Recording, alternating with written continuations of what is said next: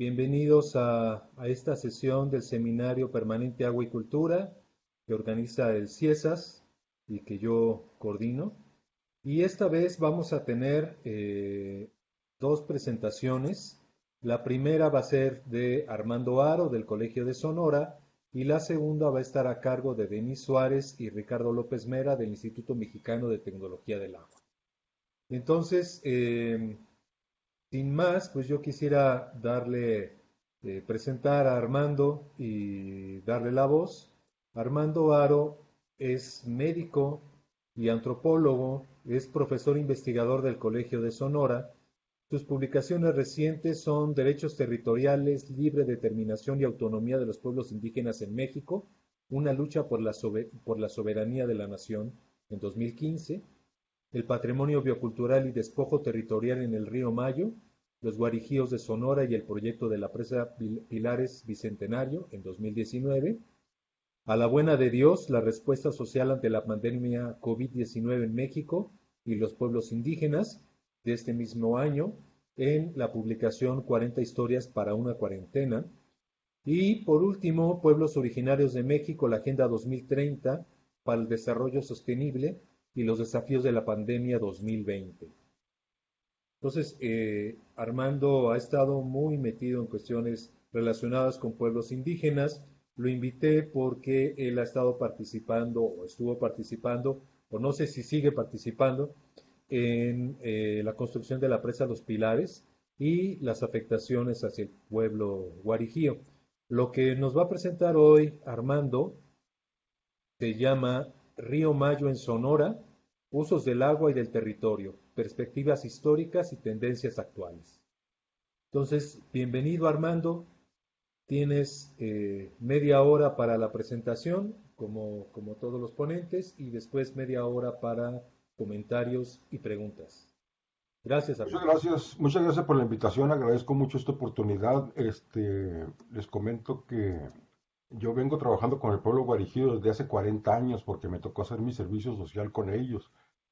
Y en el libro que les mandé en PDF hace unos pocos días, pues ahí resumimos de alguna manera todo lo que ha sido la experiencia de Presa Pilares. Realmente son muchos los aspectos que toca el asunto de la Presa Pilares, son muchos los aspectos del río Mayo, del pueblo guarijío, y también de lo que ha sido nuestra gestión como asesores del pueblo guarijío. Comento que esto es un trabajo colectivo en el que están involucrados muchos más otros colegas.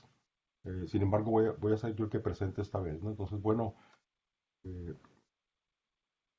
caray, no quiere avanzar esto. ¿Por qué será?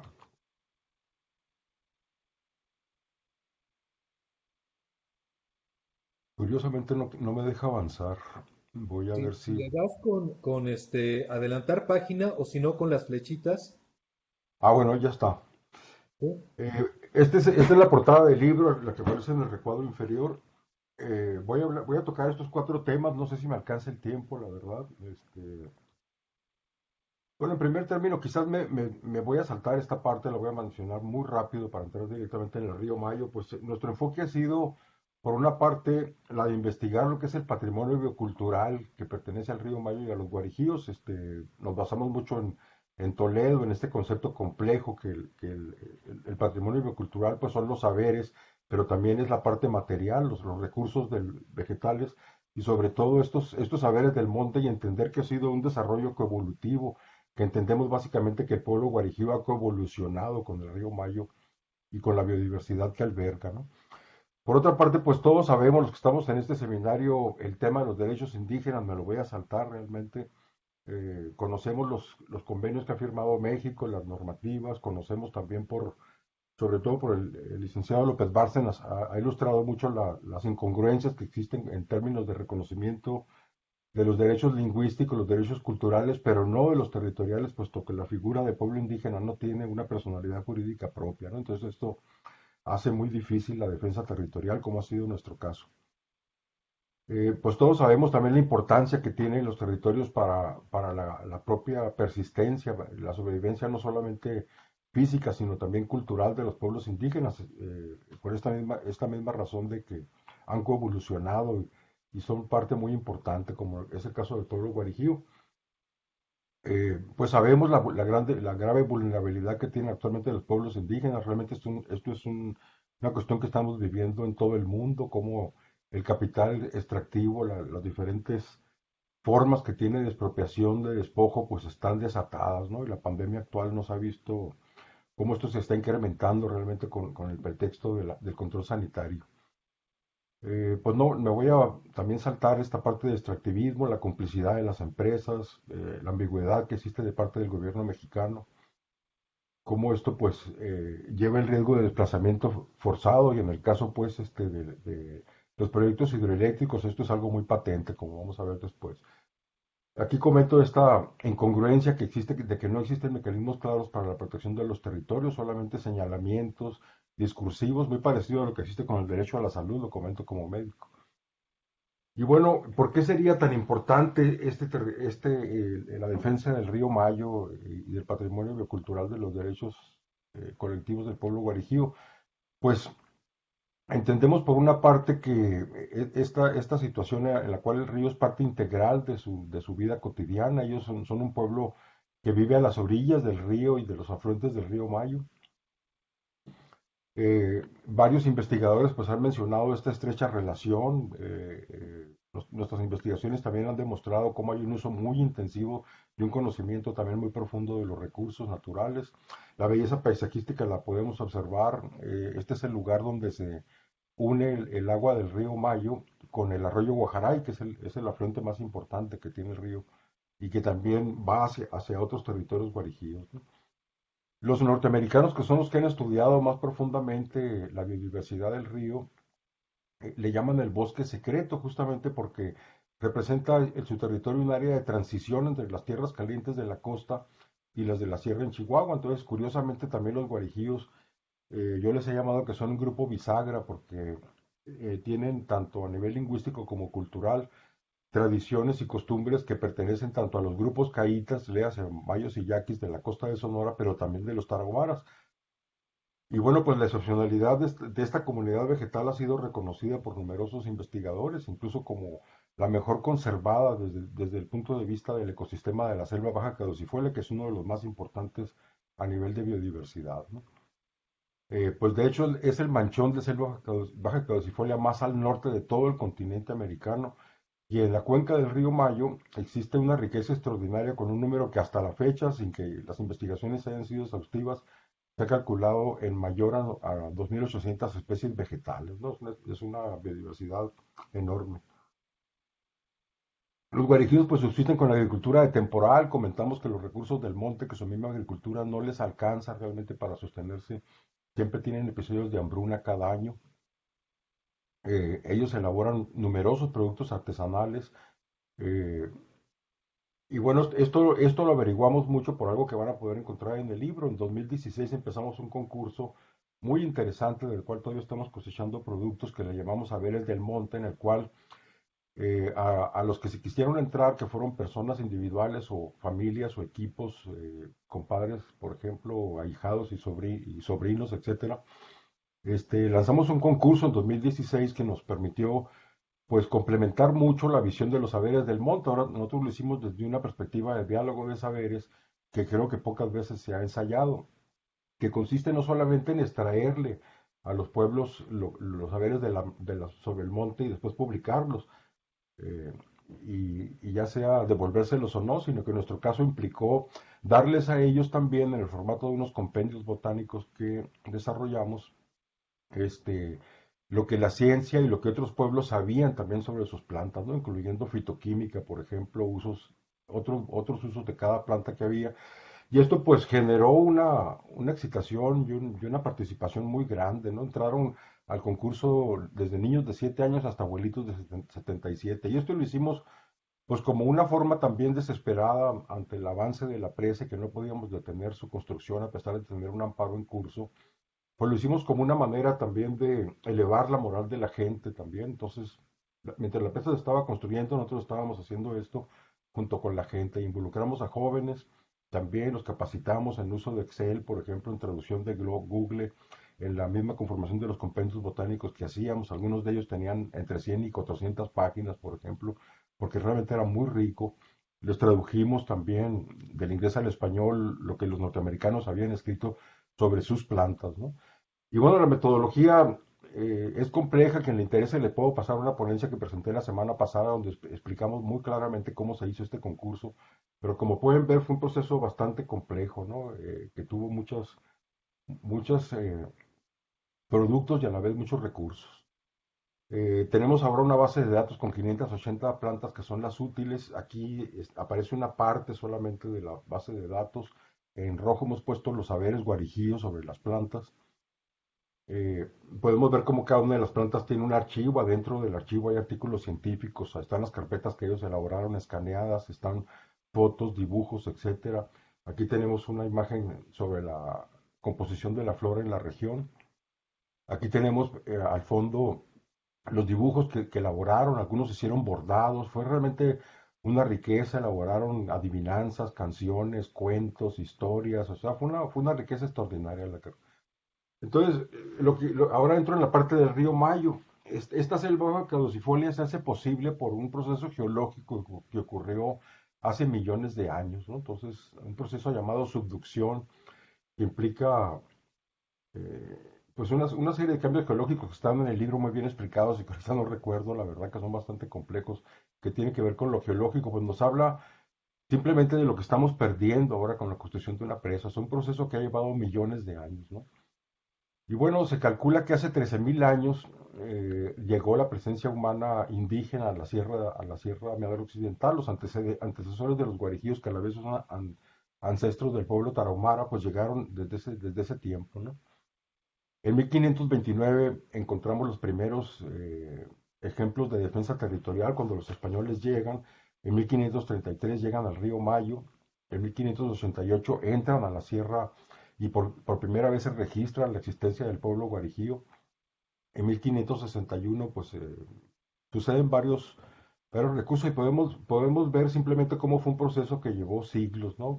Es interesante saber algo que se está renovando el día de hoy, que la presencia de la plata en el territorio guarijío se reconoció desde los años de 1590. Y ya para 1600 pues empiezan a entrar ya expediciones que van buscando esta plata.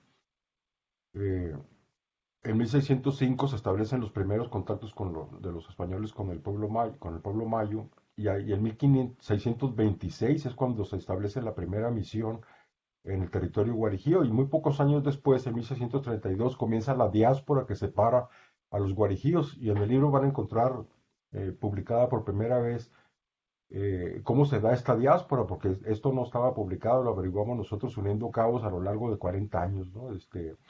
Es muy interesante porque a los guarijíos de Sonora les llaman Macuragua y sin embargo nadie conoce por qué les llaman así. Pero nosotros elaboramos una hipótesis que tiene que ver justamente con este proceso de diáspora en el cual los primeros guarijíos son los que no fueron exterminados o que no se escaparon, los traen a los pueblos sinaloenses de Vaca y Toro, que actualmente están inundados por la presa Pilares. Después un contingente se lo traen al pueblo sagrado de los mayos llamado Conícari, que justamente es inundado en 1952 por la presa Mocúzari. Después se los llevan al pueblo de Macoyagüe, y de ahí pensamos que deriva su nombre actual de Macurahue.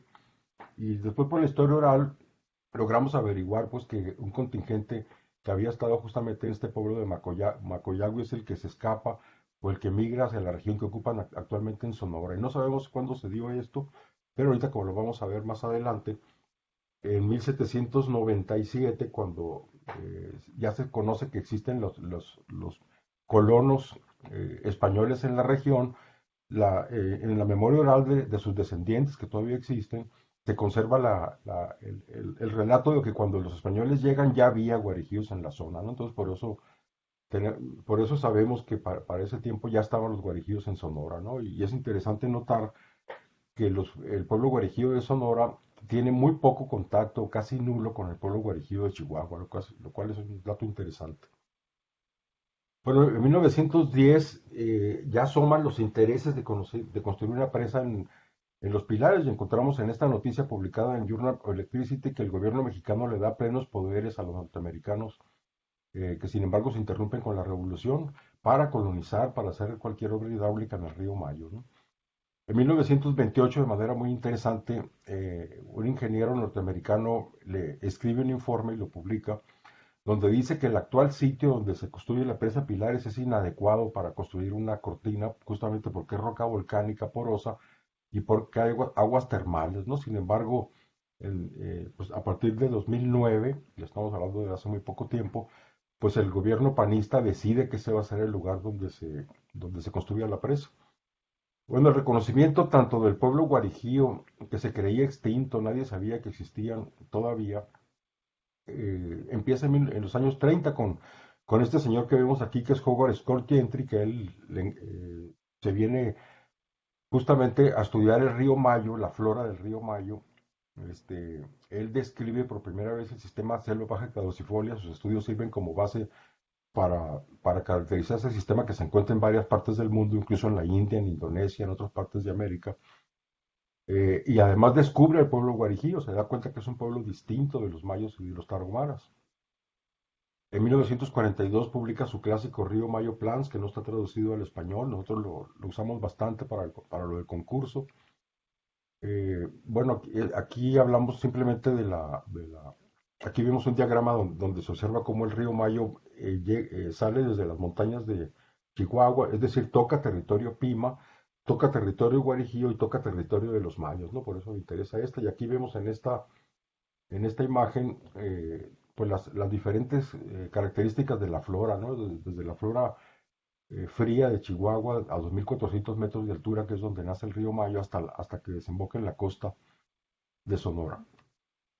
En 1952, pues comienza la construcción de la presa. Vemos que el distrito de riego se crea un año antes. En 63 apenas Gentry publica este trabajo donde da a conocer la existencia de los guarijíos. Los mexicanos no nos enteramos, este trabajo sigue sin traducirse todavía. Y hasta 1973 los mexicanos nos enteramos de que existen los guarijíos porque un grupo guerrillero que viene de Madera, Chihuahua, justamente, pues va a la región, secuestra algunos yoris, alborotan a los guarijíos para que empiecen a salir de esa situación de peones por los que no había pasado ni siquiera la Revolución Mexicana, estaban en unas condiciones de esclavitud realmente hasta hace muy poco tiempo. Y bueno, pues por la prensa nos enteramos de que hay unos indígenas llamados guarijíos. En 1976 apenas el gobierno lo reconoce oficialmente porque un explorador canadiense que justamente publica este libro en Estados Unidos, los trae cuando estaba Luis Echeverría Álvarez entregando las tierras de la isla del Tiburón a los CONCACs, a los seris.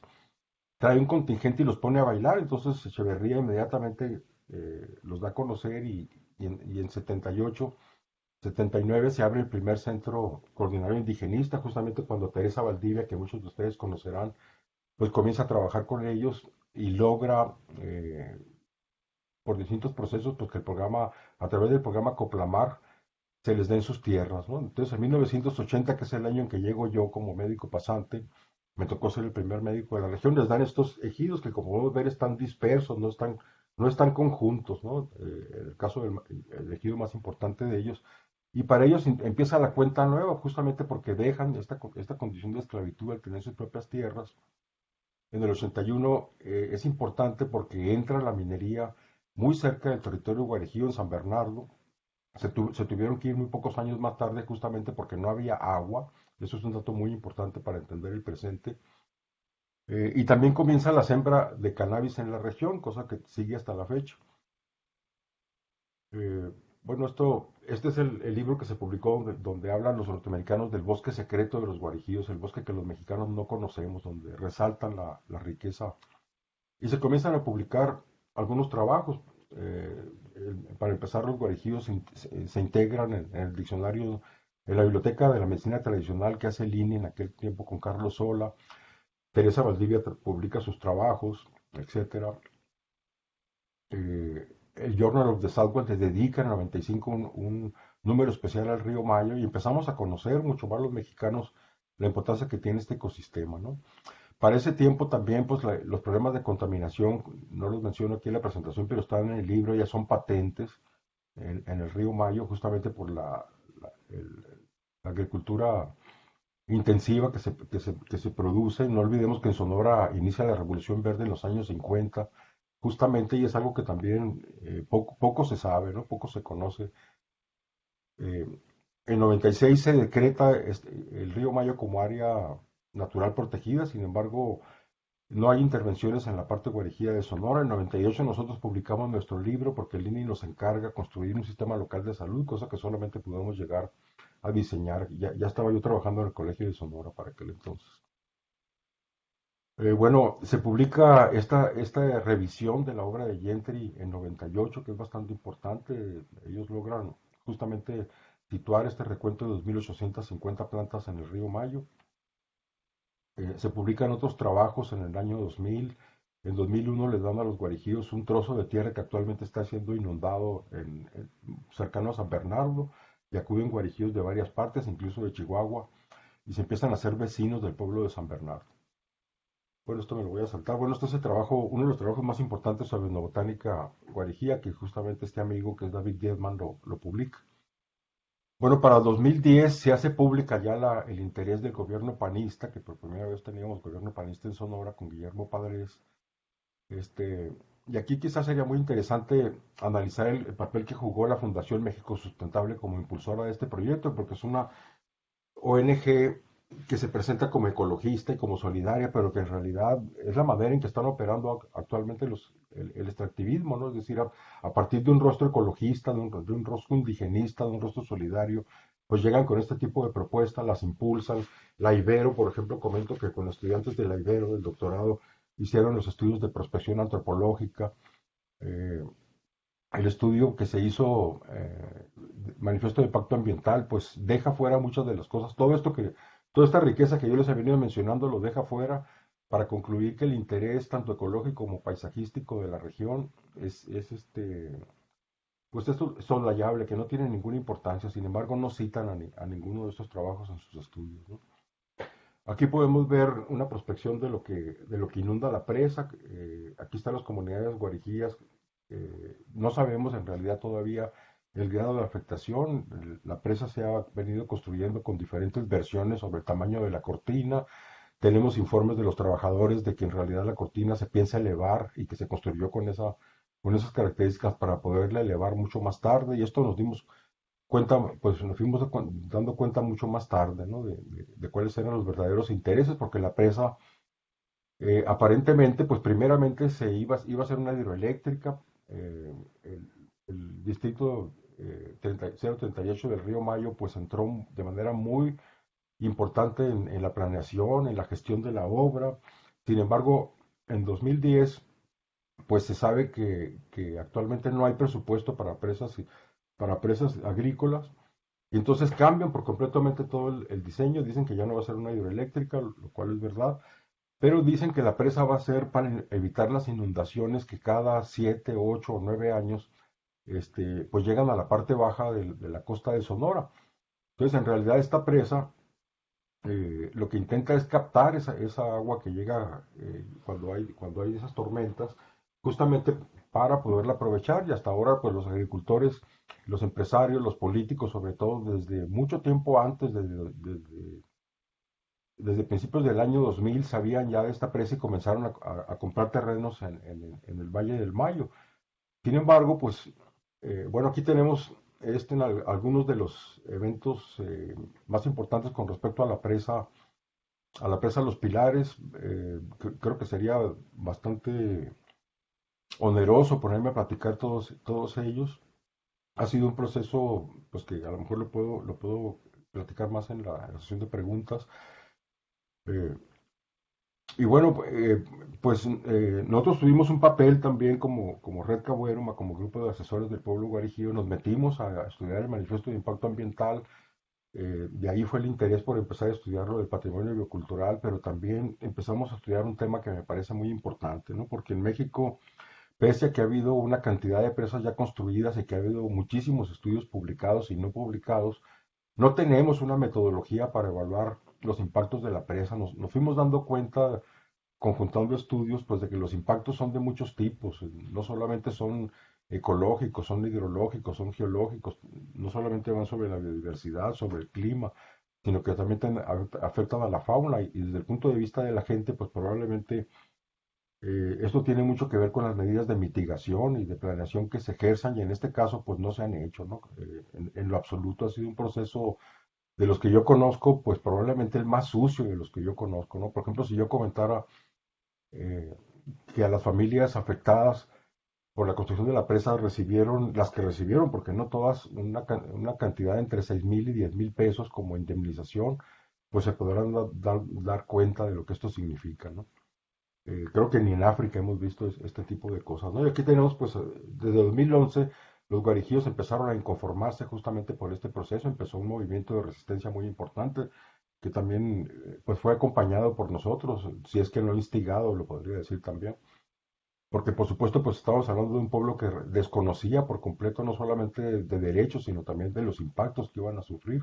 Y aquí están algunas de las instancias a las cuales acudimos prácticamente sin ningún resultado pese a promesas y pese a intereses de la gente que trabajaba en él.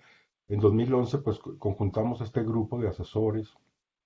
Eh, en 2012, de manera muy interesante, se lleva a cabo pues todo un proceso en el cual participa de manera muy importante la CDI, lo comanda. Logramos conjuntar a los actores principales.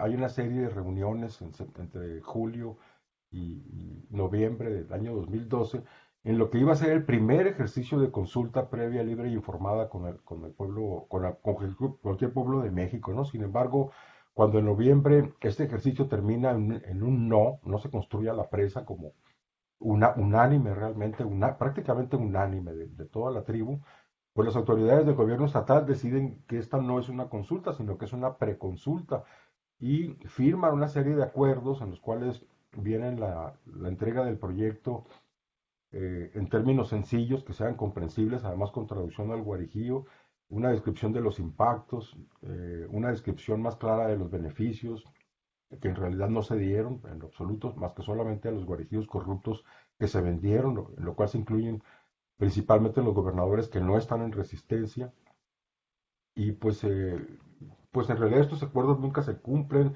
Hay una serie de reuniones informativas, al mismo tiempo que se asigna la obra.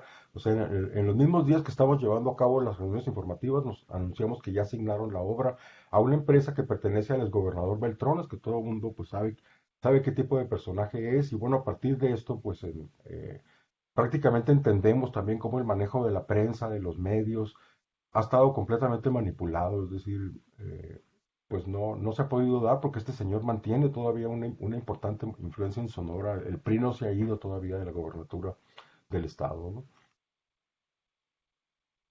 Y bueno, pues descubrimos también pues que son los chinos los que les van a dar el financiamiento para la presa Pilares. Eh, Llegamos a encontrar ese tipo de cosas. Algunos colegas comienzan a publicar lo que va a ser el impacto en la gente y la voz de la gente en una edición artesanal como es la que estamos viendo aquí. En 2013 pues ya se da el rompimiento, empiezan las amenazas de muerte para nosotros, tenemos que salir de Sonora prácticamente por un año. Yo entro al mecanismo de defensa de la Secretaría de Gobernación, igual que los gobernadores corregidos en resistencia, porque denunciamos el hecho, pues aparece en el país, en la jornada.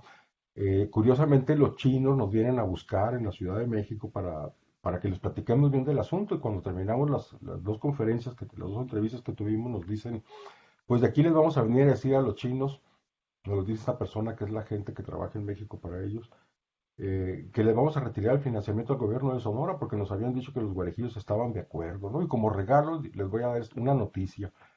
Este, la noticia pues es que justamente el territorio guarijío está sembrado de plata, que es el yacimiento de plata más importante. Nosotros lo denunciamos en los medios, aparece publicado en Animal Político, en otras partes.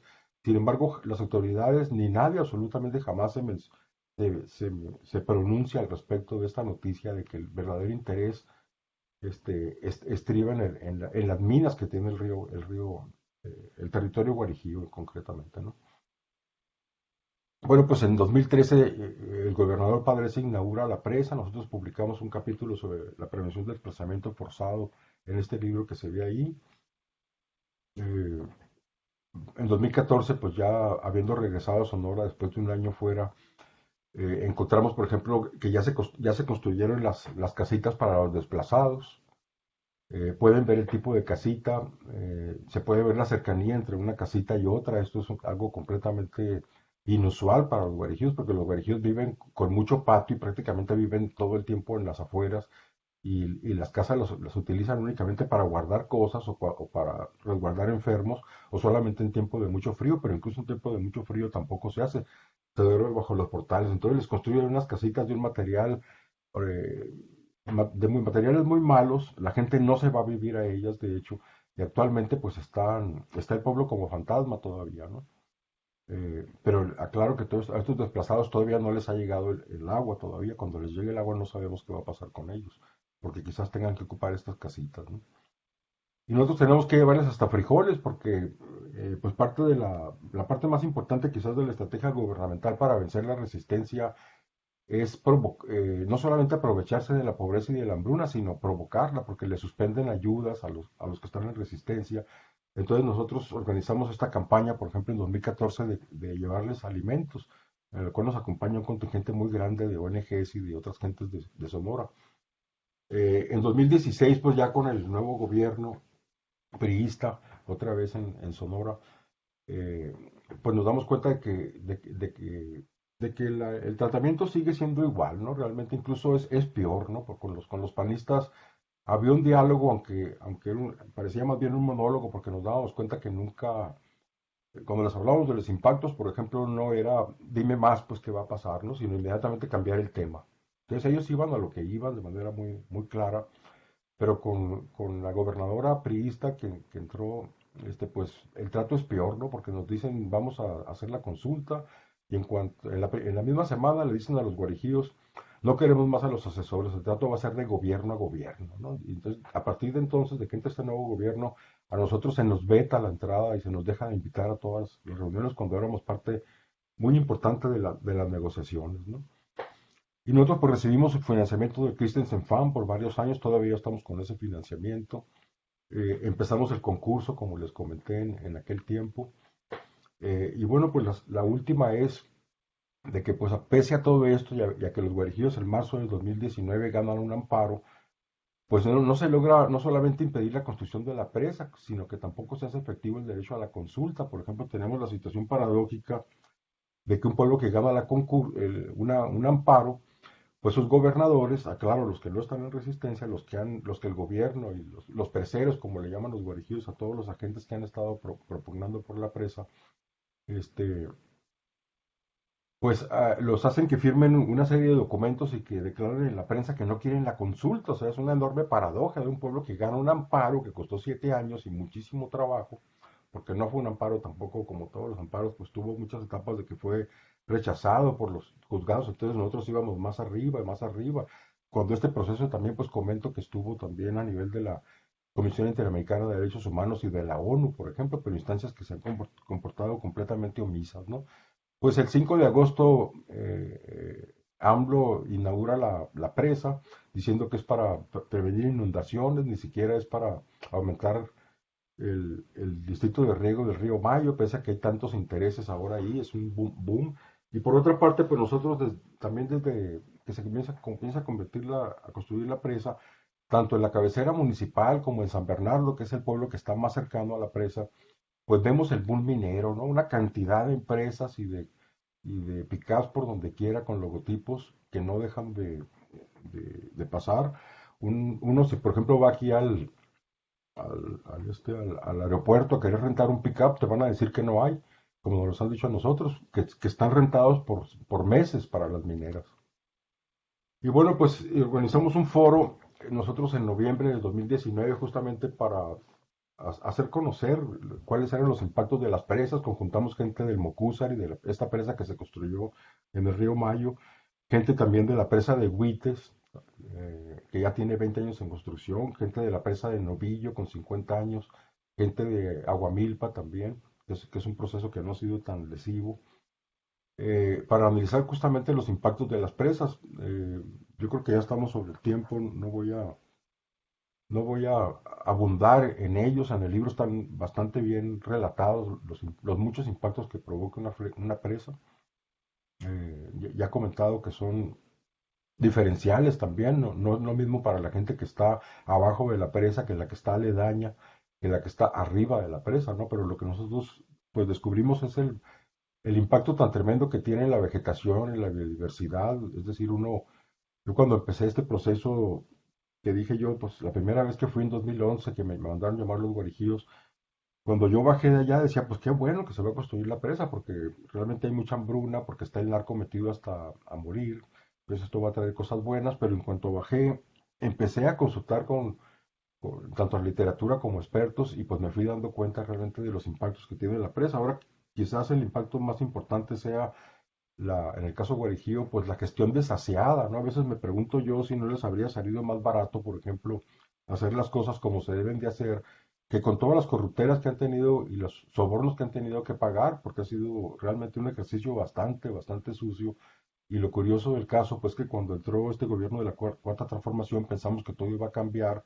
Nos consta que de parte de Conagua, de Samarrato, hubo un interés muy fehaciente porque se llevara a cabo la consulta, aunque ya no iba a ser previa, pero iba a ser para negociar justamente condiciones. Y a nosotros nos interesaba mucho hablar de las condiciones de mitigación, no solamente desde el punto de vista ecológico, sino también con la gente, ¿no? Porque hicimos pues una serie un paquete, digamos que lo van a encontrar como el último cuadro en el libro que les envié, donde están los mínimos que los guarijíos deberían de pedir y tiene que ver con el manejo de las aguas para poder pescar ahí, tiene que ver con lanchas, con manejo del ecoturismo.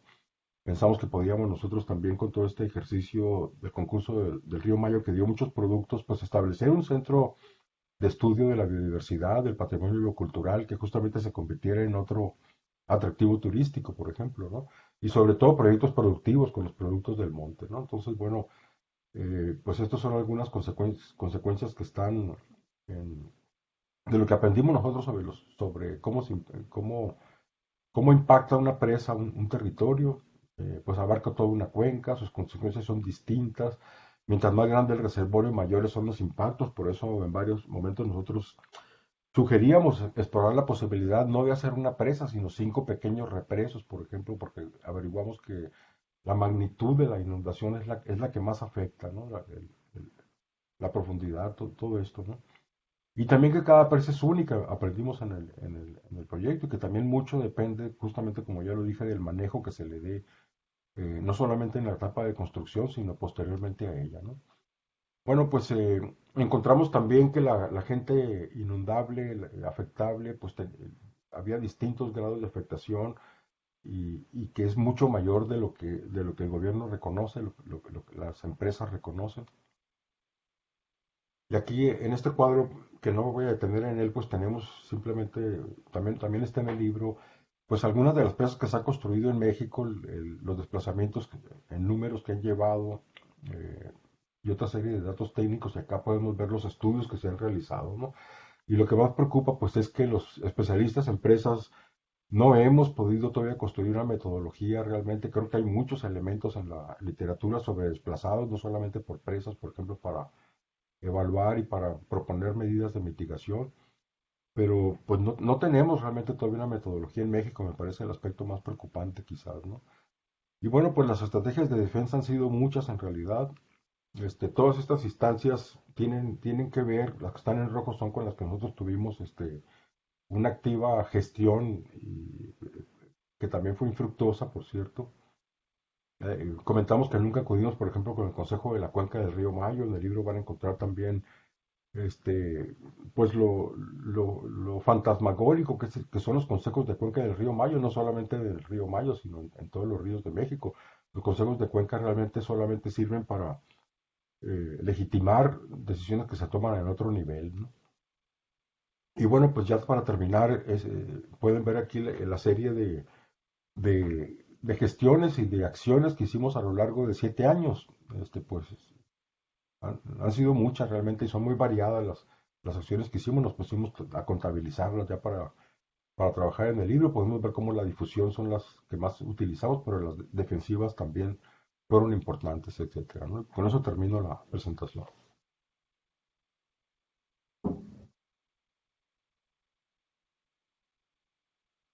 Muchas gracias, Armando.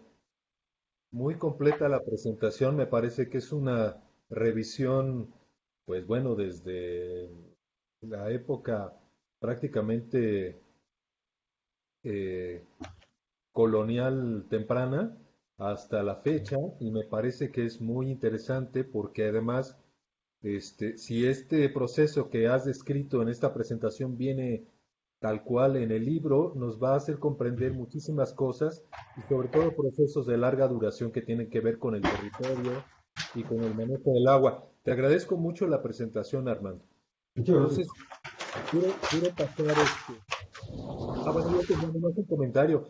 Hablas de este proceso desasiado en la construcción de la presa y yo creo que es procesos desasiados en la construcción de muchísimas presas, ¿no? Yo estuve metido con otros compañeros y colegas del INTA en la construcción de la presa El Zapotillo y es exactamente la misma observación que tú haces. Hubiera salido más barato todo el proceso de construcción de una presa si lo hubieran hecho bien desde el principio, ¿no? Y si no hubiera habido tanta corrupción en los procesos de construcción de infraestructura y sobre todo de presas en México, ¿no? Bueno, quiero comentar algo que es muy importante, que también está en el libro, aunque no está muy profundo. El coautor del libro, el compañero asesor, que es Ramón Martínez Coria, a él le tocó acompañar el proceso de la presa Huites, entonces ganaron realmente en su momento, es uno de los pocos procesos que ganaron ante la Comisión Interamericana de Derechos Humanos, entonces obligaron a la CONAGUA y al gobierno de México a que indemnizara de una manera muy fehaciente al pueblo de Huites. Entonces les construyeron unas casas bastante grandes, en terrenos grandes, les dieron tierras de riego incluso, les dieron los derechos de uso del vaso de la presa. Y bueno, pues Ramón, cuando ganaron, pues se quedó con eso, ¿no? Y hasta hace muy poco tiempo, quizás creo que son 2 años, le dije yo, está cerca, Huites, de aquí, vamos a que, no, él no había ido en 20 años, entonces, lo que encontramos después de 20 años, eso es lo triste del asunto, ¿no? O sea, la gente había vendido sus tierras, pero obligados por los agroempresarios y por los narcos que los obligaron realmente a vender y un proceso de resistencia muy fuerte donde los quebraron. El pueblo ahorita pues es un pueblo arrimado en la cabecera municipal, a pesar de que les pusieron su centro de cultura, pues se mantiene muy poco. Realmente la cultura mayo se ha perdido, se han llorificado, como decimos acá en el norte, le decimos lloris a los blancos acá, nos dicen lloris a los blancos. Y bueno, pues simplemente ver en lo que puede terminar un proceso exitoso es bastante desolador, ¿no? Eso es lo que quiero comentar. Sí. Gracias, Armando. Pues abro al público los comentarios y preguntas. Eu quero comentar, sim. Tenemos adelante, por favor. E eu quero agradecer a ti, Daniela, a oportunidade que me diste de escuchar Armando. Estou assim completamente enamorada de Armando. Foi uma avalancha de informação assim brutal, não? E me dá muita tristeza porque justamente essa informação permite documentar nosso pessimismo a los valores y la ética de las instituciones en ese país, ¿no? Pero hay dos cosas que quería que él profundizara un poquito, que él habló que estaba con esperanza en la 4T y que tanto Semarnat como Conagua parecieron que estaban comprometidas con un proceso más transparente, ¿no? Y reorientar. Pero ahí no entendí qué pasó, no sé si me perdí o no. Yo estaba tan así excitada con la cantidad de información que dabas que yo pienso que me perdí. ¿Qué pasó? ¿Por qué la 4T ya no fue una opción? Y quisiera que comentara más que me pareció maravilloso, desde el nombre, Los Saberes del Monte. No sé si ustedes hicieron alguna suerte de exposición itinerante para que toda la gente se apropiara de ese proceso tan rico que hicieron o en que quedó. Y felicidades, felicidades, realmente eres genial y principalmente por el por qué y para qué de la ciencia, ¿no?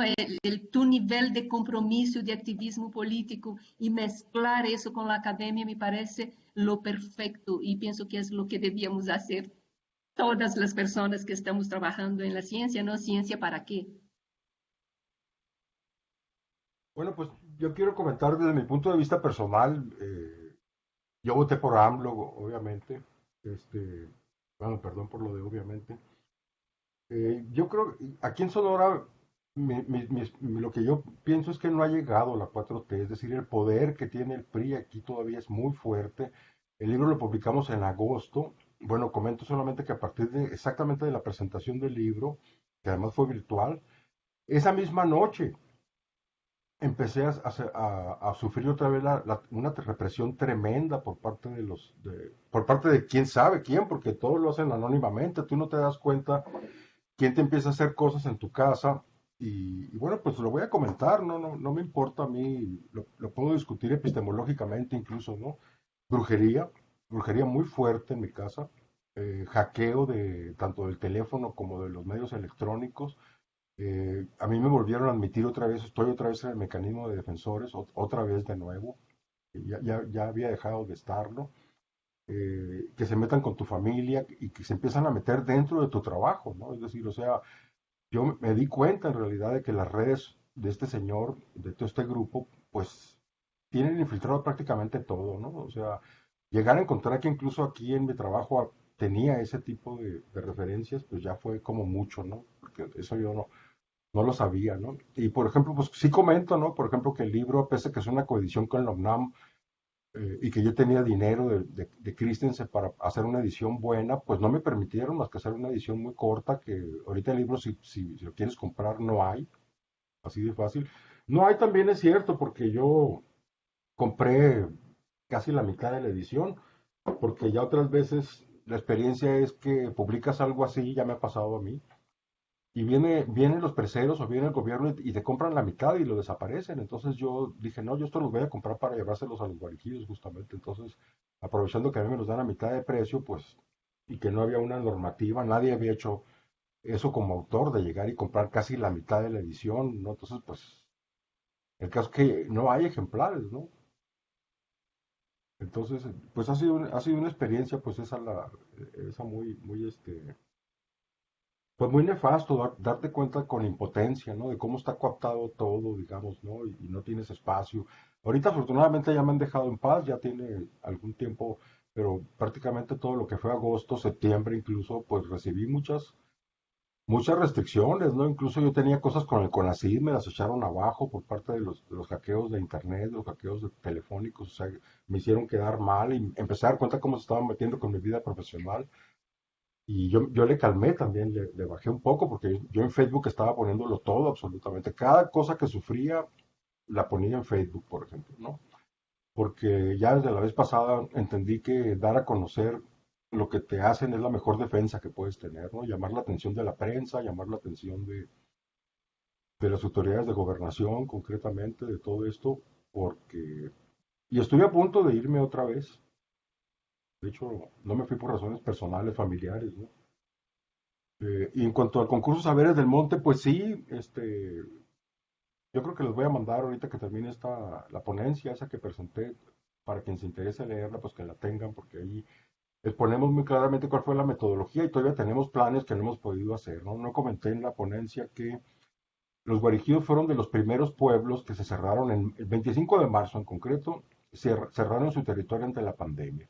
Yo desde el principio me reí cuando leí la noticia y me di cuenta que en realidad era una medida encaminada pues a que el amparo que estábamos llevando en curso, que todavía está en reclamo, o sea, las cosas no se han quedado así, tenemos un abogado que no nos cobra, por cierto, en Chihuahua, un amigo entrañable que es Horacio Lagunas, y pues se trataba justamente de impedir las gestiones que tenían que ver con el amparo, justamente pues porque apenas la presa todavía no estaba inaugurada, entonces eso era una manera de impedir tanto que los guarijíos salieran a firmar cosas o que nosotros entráramos. Y de hecho, pues ha sido muy lamentable porque parte de los guarijíos vendidos han entrado en esto, ¿no? Incluso ponen guardias armados para impedir la salida de la gente en la colonia que se llama Colonia Macuragua, y en San Bernardo. Han hecho una represión considerable de los guarijíos que están en resistencia, ¿no? Entonces esto es muy lamentable porque la división que ha generado también la presa pues sigue vigente, ¿no? Entonces, pues obviamente el cierre de la pandemia fue apenas el prolegómeno para que en mayo se cerrara el municipio. El municipio se acaba de abrir no hace ni un mes, estuvo meses cerrados y yo empecé a sospechar la hipótesis de que esto es parte de un experimento, porque nos hicieron saber que hay planes de los chinos, ya sé que esto va a sonar muy paranoico, que los chinos se habían aliado con los narcos, pero que también estaba un contingente gringo metido ahí canadiense de los mineros, con el plano de producir zonas de excepción en Sonora, ¿no? Justamente pues Sonora tiene una riqueza minera impresionante, probablemente ahorita en el mundo sea el lugar donde hay más minas por explotar. En Sonora está el asunto del litio, pero está este asunto de la plata también, que lo han tenido bastante tapado. Y de crear zonas de excepción, porque en Álamos, por ejemplo, pues interrumpieron el transporte público desde mayo, entonces la gente no podía salir, a excepción de que consiguieras un salvoconducto de un comité ciudadano eh, que te dejaba salir o no del municipio y después entrar también de vuelta si no traías el salvoconducto. Y había 3 retenes entre Álamos y Navojoa. Los acaban de quitar hace muy poco tiempo porque hubo mucha presión por parte de los hoteleros y también de la comunidad gringa que vive en Álamos, que es importante. Ahí vive mucho gringo retirado. Entonces yo empecé a sospechar que esto era el inicio, y a lo mejor todavía lo es, ¿no? Pues de crear zonas de excepción justamente para lograr la explotación minera, porque además sabemos, ¿no? Tenemos colegas en Chihuahua, que la Sierra Madre está siendo objeto de un ataque inusitado, ¿no? En el cual comunidades enteras están siendo desplazadas por la violencia, básicamente, ¿no? Y esto, encontramos la asociación de la mafia con los proyectos de despojo. Por ejemplo, comento que en el caso de la presa Pilares, la bolsa de trabajo la llevó la mafia, por ejemplo, en concreto, ¿no? Controlada por la mafia narcotraficante. Gracias, Armando. ¿Alguien más quiere hacer alguna pregunta, algún comentario? No veo a nadie aquí en el chat. ¿Algún otro comentario? Bueno, entonces yo quiero hacer eh, una pregunta y una especie de pregunta-comentario. Eh, eh, en este proceso de la construcción de la presa Pilares, Armando, los guarijíos no se aliaron con otros grupos étnicos, por ejemplo, los yaquis, aprovechando que tenían todo este movimiento armado, quiero decir Sí. armado, socialmente, ¿no? Para enfrentar lo del acueducto, Independencia, esa es una pregunta.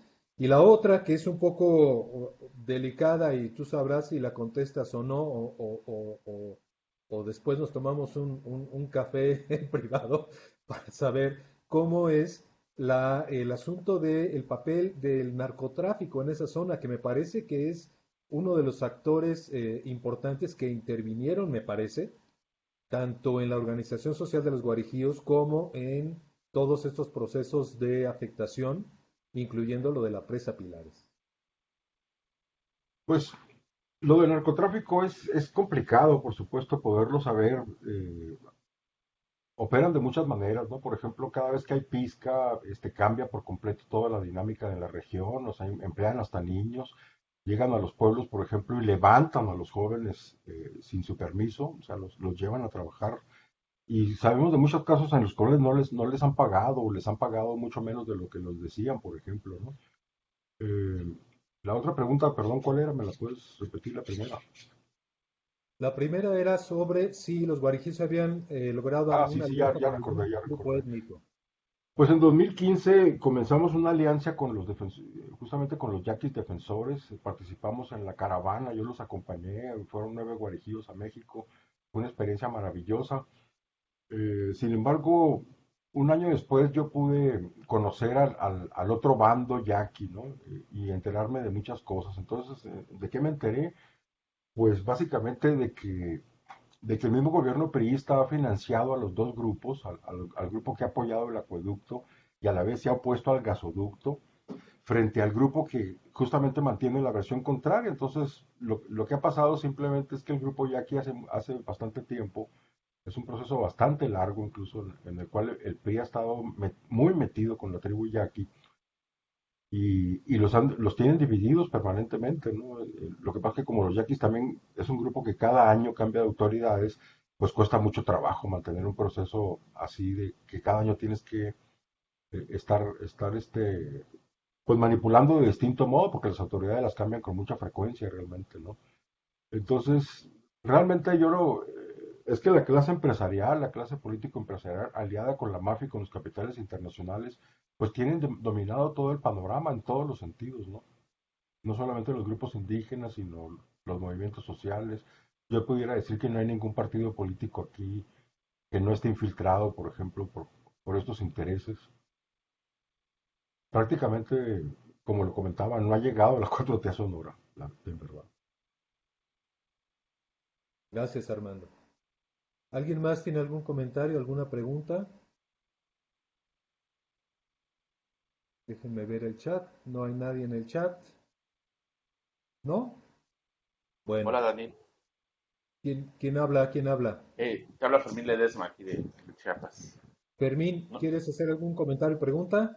Sí, pues agradecer a Adelante. Armando y a este seminario, a Daniel, a ti, a todos, todas, por ese excelente seminario. Es la primera vez que entro. Entonces me ha parecido eh, la exposición de Armando súper interesante y creo que refleja mucho eh, la historia de muchos pueblos indígenas del país que están ocurriendo, están transitando, están más en un momento como al margen de las grandes narrativas del país, ¿no? Es decir, hay de repente ciertos pueblos indígenas mucho más investigados, mucho más potentes, digamos, en términos de discursos nacionalistas, y el pueblo guarajío, pues es increíble cómo está todavía en pleno siglo XXI, ¿no? Y cómo un Estado siempre está permanentemente amenazando a los territorios indígenas, ¿no? Entonces, felicitar ahí a Armando eh, eh, por su exposición y preguntar eh, si el pueblo guarijío también está pensando un horizonte emancipador, es decir, frente a tanta intervención del Estado, si hay indicios de una autonomía indígena planteada desde el pueblo guarijí. No, en lo absoluto. No existe todavía esto.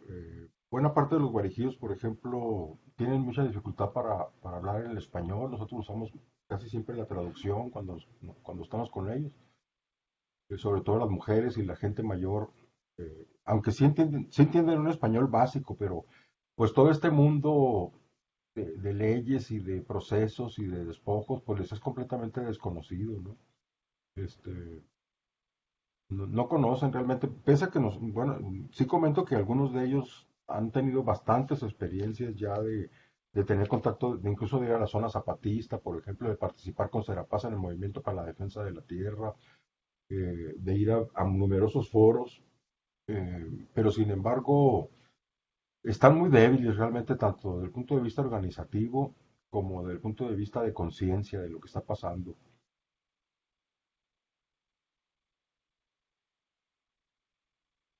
Gracias, Armando. ¿Alguna otra pregunta? A ver, en el chat veo que hay comentarios. Déjenme ver qué tenemos por aquí.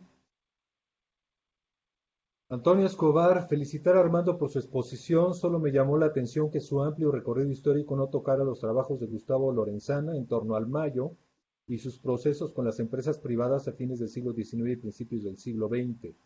La segunda pregunta sería, ¿cómo definen su territorio originario para defender sus espacios sociales? Pues efectivamente lo de Lorenzana está en el libro, lo van a encontrar, incluso él presentó nuestro libro ya en una ocasión, excelente amigo, y sí lo usamos mucho en el libro, aquí no me dio tiempo.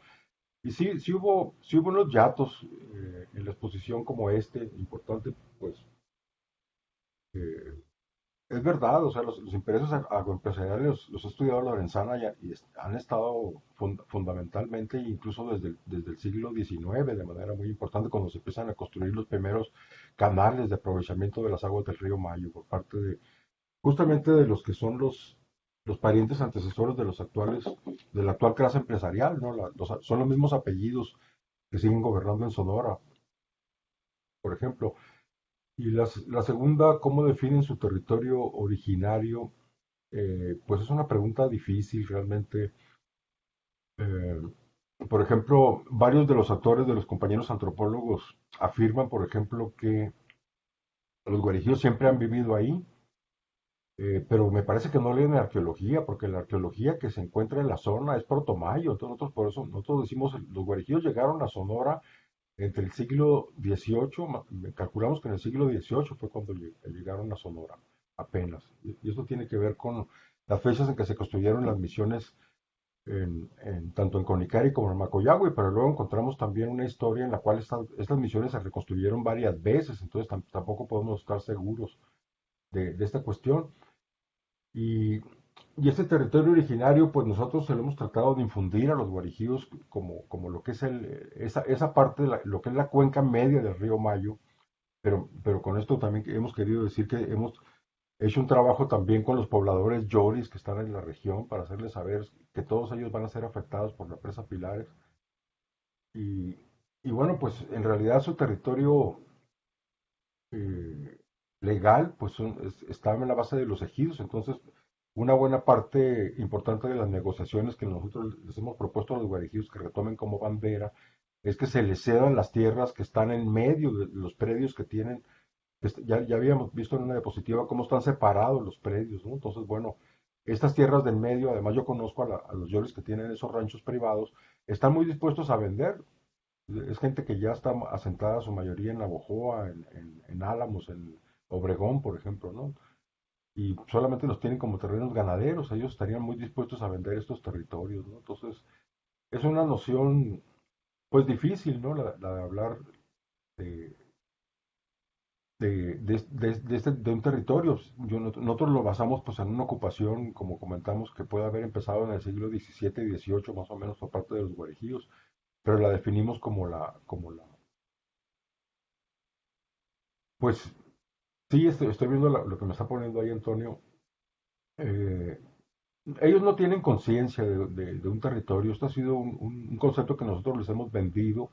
Por ejemplo, mandamos a hacer un póster donde aparece el territorio donde está la cuenca del río Mayo, la que está ocupada por la parte más al norte de Guarejíos y la parte más al sur, y lo que abarcan las tierras ejidales a los lados. Entonces, esta es la imagen que nosotros les hemos vendido como el territorio que hay que defender y que hay que cuidar, ¿no? Pero otra cuestión ya es la de la base legal, ¿no? Es decir, sí aparece, yo más bien creo que en nuestro imaginario de los asesores del pueblo guarijío, eh, lo que nosotros le llamamos el territorio guarijío de Sonora, pero sabemos que desde el punto de vista ecológico, pues es una región que está eh, en contubernio, ¿no? Y de manera muy interesante, compañeros del CIAD, por ejemplo, que han hecho investigaciones por satélite, tomando imágenes satelitales, hacen ver cómo esta parte del territorio está mucho mejor conservada que el resto, ¿no? Por ejemplo, ¿no? Obviamente, ¿no? Muy bien. Muchas gracias, Armando. Ok. Este, pues ya no veo más comentarios ni más preguntas, tampoco en el chat. Entonces le quiero dar las gracias a Armando por su presentación. Gracias a ustedes. Este, el libro que nos enviaste, pues sí, es material de consulta obligado para quienes estamos metidos en cuestiones relacionadas con, no solamente con los guarijíos, sino también con la construcción de presas en México, de infraestructura y de afectación a los llamados territorios o regiones indígenas, ¿no? Muchas gracias, Armando. Bueno, Y bueno, pues ahora quiero presentar a nuestros segundos ponentes. Ellos son Denis Suárez Moraes y Ricardo López Mera del Instituto Mexicano de Tecnología del Agua. Denis me puso en una nota que me envió para este seminario, que es medio brasileña y medio mexicana. Yo les puedo asegurar que es más mexicana que brasileña. Investigadora del INTA desde el año 2000 y militante de la Red de Género y Medio Ambiente desde sus orígenes en 1995. Sus temas de investigación están relacionados con la gestión social del agua desde un enfoque de género y también puedo decir que está muy relacionada, también muy metida en cuestiones de vulnerabilidad, cambio climático y cuestiones sociales. Y Ricardo López Mera tiene estudios de sociología en la UAM Iztapalapa, es maestrante en ciencias sociales de la UACM y actualmente trabaja en la subcoordinación de participación del INTA y ha realizado trabajos sobre la atención en comunidades rurales, la situación de los prestadores de servicio, organismos operadores, transferencia y adopción social de tecnologías apropiadas, así como la relación de pueblos indígenas y agua. Entonces ellos dos nos van a presentar el día de hoy esta ponencia, Derecho Humano al Agua en Zonas Rurales, miradas desde las mujeres de la Sierra de Puebla. Entonces, les dejo a ustedes dos que hagan la presentación. Adelante, Denise, adelante, Ricardo. Gracias. Ya estamos compartiendo pantalla, ¿verdad? Ya lo estamos viendo, sí. Vale. Entonces, aquí, al igual que Armando, estamos, ¿no? En la investigación estamos Ricardo y yo como nombres ahí, porque nosotros que sistematizamos, pero foi um equipo grande de INTA, ¿no? Participaron Roberto Romero, Eduardo López, Gema Millán, José Luis Martínez y también del CESDER, que foi uma proposta que metimos ao fundo FORDECIT. E aí del CESDER participou como coordenador, de parte del CESDER, Manuel Lara, e várias pessoas promotoras. Pero a diferença del que nos enseñou Armando, isso é ultra preliminar, como resultado da primeira etapa, de los primeiros 6 meses do projeto FORDECIT. Então, não temos para nada um vínculo robusto com a comunidade, é algo, é primeiro acercamento, não? Esse projeto, e nem sabemos, com os escândalos de FORDECIT, nem sabemos se vai seguir o financiamento, só tivemos a primeira etapa e agora estamos esperando a segunda, e é justamente para promover o exercício do direito humano ao água e saneamento em 2 localidades rurais do município de Sautla, onde justamente trabalha o CESDER. ¿No? A ideia de articular-nos com o CESDER é como o INTA, terminando o processo de investigação, temos que irnos, não? Porque já não há recursos, não, a lógica é outra. Sempre nos articulamos com organizações locais, justamente para que possam dar o seguimento do processo. E então, agora, o que vamos apresentar é esse diagnóstico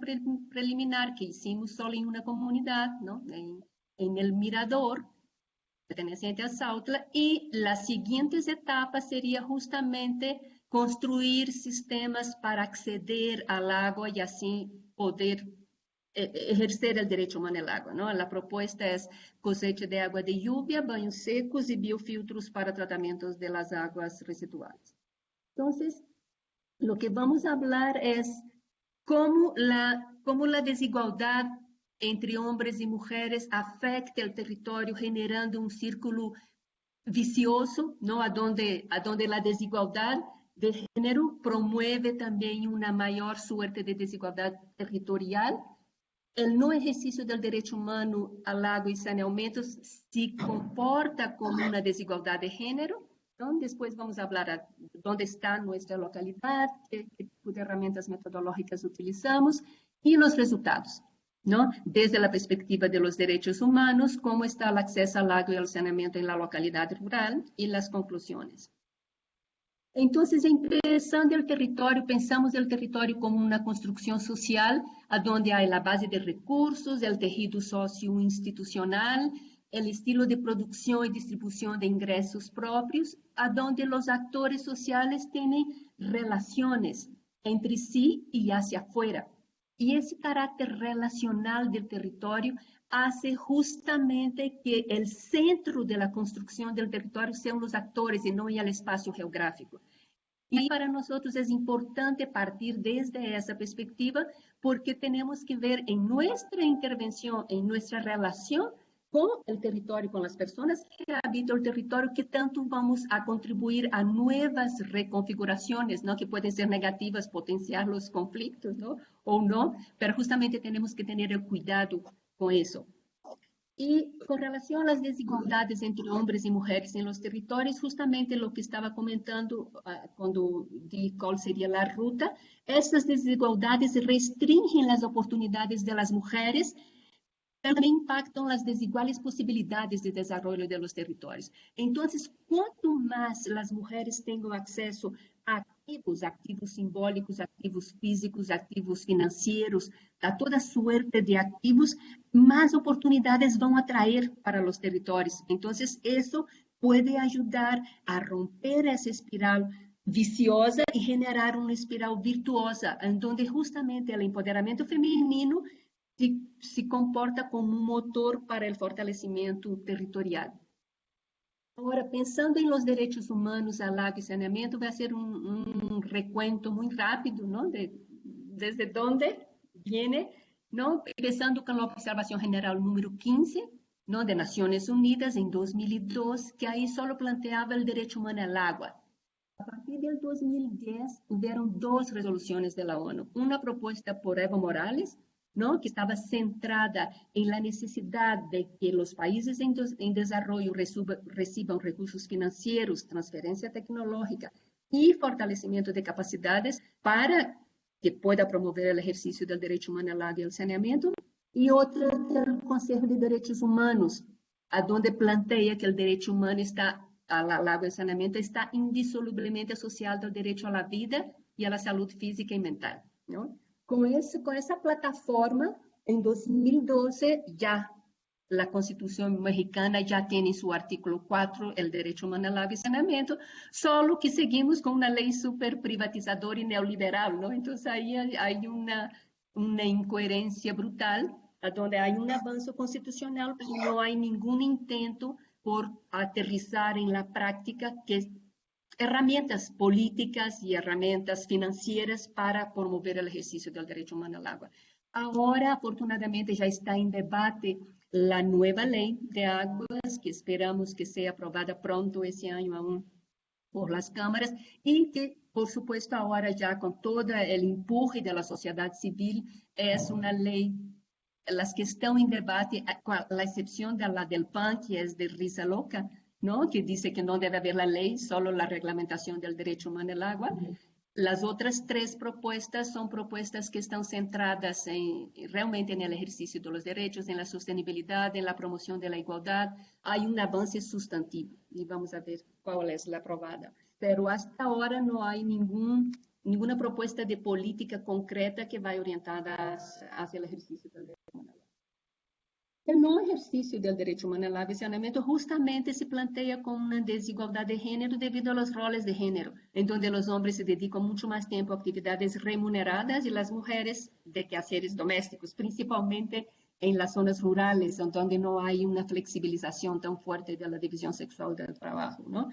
Y por las mujeres estar a cargo de los quehaceres domésticos, el agua y saneamiento son claves. Y no acceder al agua y al saneamiento justamente les incrementa la carga de trabajo y les limita el ejercicio de otros derechos. Ahora, la brecha entre los territorios rurales y urbanos provoca una mayor subordinación, ¿no? y desigualdad de las mujeres rurales. Entonces, además de ser mujer, de ya tener la desigualdad de género, hay la desigualdad territorial, ¿no? Entonces, esas mujeres rurales tienen mucho más dificultad para acceder no solo a servicios de agua y saneamiento, sino a educación, a transporte, a todos los servicios que los territorios urbanos tienen mucho más acceso y donde las políticas están mucho más orientadas, ¿no? Y eso justamente impacta en exceder la carga de trabajo femenina y potencializa los procesos de exclusión femenina. Ahora, estos componentes del derecho humano al agua, aquí falta el de aceptabilidad, ¿no? Quiero hablar un poco el impacto del no ejercicio del derecho humano en esos componentes en las mujeres, ¿no? Además, los ejes transversales, ¿no? Que además son esos componentes de derecho humano al agua y saneamiento y los ejes transversales de sostenibilidad, de no discriminación y acceso a la información y participación. Entonces, si se logra eso, realmente es una carta a Santa Cruz. Entonces, si se logra, sería realmente maravilloso para todos los territorios, porque ahí la falta de acceso no son solo en territorios rurales, ¿no? Aquí nuestro ejemplo es rural, pero en los territorios periurbanos. Entonces, con relación a la disponibilidad, a nivel mundial, si no hay agua en las viviendas, son principalmente las mujeres las responsables del acarreo, ¿no? El 64% son mujeres, 24% hombres, 8% niñas y 4% niñas. Si el agua está contaminada, son las mujeres las responsables del cuidado de las personas enfermas en las familias. Entonces, elas están perdiendo tiempo que podrían estar dedicando a otras actividades. Con relación a la accesibilidad, si las fuentes de agua no están cerca, hay riesgo de violencia sexual en el camino, además de la pérdida de tiempo y también de enfermedades de la columna y de postura. Hicimos una investigación en Chiapas, en el municipio de Chamula, hace unos 10 años, a donde participó Daniel también, ¿no, Daniel? Y ahí justamente las mujeres reclamaban de dolores de columna, de problemas de postura, justamente porque tenían que ir al manantial, tardaban más de una hora y cargaban 20 kilos en las espaldas y 6 kilos de pilón en la mano. Entonces regresaban de las fuentes con 26 kilos cargando, ¿no? Caminando. Y con relación a asequibilidad tiene que ver con el costo del agua, ¿no? Dice Naciones Unidas que el costo no debe sobrepasar el 3% de los ingresos familiares, pero hay ahí todo un debate de críticas a ese 3%, porque los ingresos en los países del tercer mundo, en economías más rurales, no están contabilizados así tan fáciles, ¿no? Hay otras entradas de recursos que es muy difícil contabilizar. Y en términos de género, ¿no? Hay la frase célebre que la pobreza tiene cara de mujer, de cada 100 hombres en extrema pobreza, en América Latina hay 132 mujeres. Entonces, justamente los hogares con jefatura femenina tendrán más dificultades de hacerse cargo de los costos de agua y saneamiento. Ahora, entrando en la localidad de estudio, ahí es la localidad del Mirador, es en Sautla, ¿no? Es en la región de la Sierra Nororiental de Puebla. El municipio es un municipio predominantemente rural, incluso la cabecera municipal es rural, solo una comunidad es urbana que está al pie de la carretera, ¿no? Y todas las otras son rurales dispersas. El Mirador tiene 117 habitantes, 44 hombres y 73 mujeres, y justamente por ser pocos habitantes en el proyecto, queremos justamente el ejercicio del derecho humano al agua y al saneamiento por el 100% de las familias, ¿no? Y tiene 33 viviendas habitadas. Y ahí de las viviendas, ninguna cuenta con el servicio de agua dentro de la vivienda, ¿no? Es la tubería que pasa junto al terreno, en la calle, y la gente tiene que poner sus mangueras para acceder. Y no hay saneamiento eficiente, todas las viviendas cuentan con letrina, pero esa letrina muy en malas condiciones, ¿no? Sin las condiciones sanitarias adecuadas. Y el grado de contaminación de la zona es muy alta. Y aquí está el aviso a dónde está la cisterna. ¿Sí? ¿Me escuchan? Denise, ¿podrías Escuché un cambiar la ruido. página? No, estoy justamente hablando, aquí está la cisterna colectiva, ¿sí? ¿Están viendo la cisterna colectiva y dónde está el manantial? No, Ah, no, en mi cosa sí no. está, en mi pantalla está. ¿A dónde están ustedes? En disponibilidad, calidad y Ustedes. accesibilidad. La siguiente, por favor, Denise. Mira, estamos acá en localidad de estudio, ¿sí? La No, siguiente es la metodología. Yo estoy viendo la metodología. ¿Y ustedes están viendo cuál? Derecho humano al agua e igualdad de género. ¡Uh! va un poco Ah, retrasada ya, la... ay, entonces, lo que pasa es que yo estoy viendo otra pantalla, entonces estoy viendo ya la de la metodología, entonces no sé cómo hacer para con que las ustedes flechitas también del la vean. cursor. No, yo estoy viendo esta, entonces para mí ustedes también estaban viendo esta, porque si yo doy la flecha, justamente yo ya estoy en acceso al agua y saneamiento en el mirador, la accesibilidad, los medios de provisión, ustedes no ven esto, ¿no? No, no, no. Entonces, Daniel, tú intentar compartir, porque yo estoy viendo Si en mi quieres, pantalla, yo veo eso, si quieres, Denise, deja de compartir la pantalla y yo pongo la presentación. sí. A ver si la podemos ver. Sí, ay, qué pena. Yo pensé que estaba siguiendo porque aquí se veía súper bien. Entonces, qué bueno que avisaron. Ahorita vemos. ¿Ahí lo están viendo? ¿No? No, todavía no. Ya. A ver, Sí, Ese, entonces puede ese es ese, pasar doctor. ¿es ahí donde Ese, veo? ese, justamente. justamente. Y ahora la siguiente.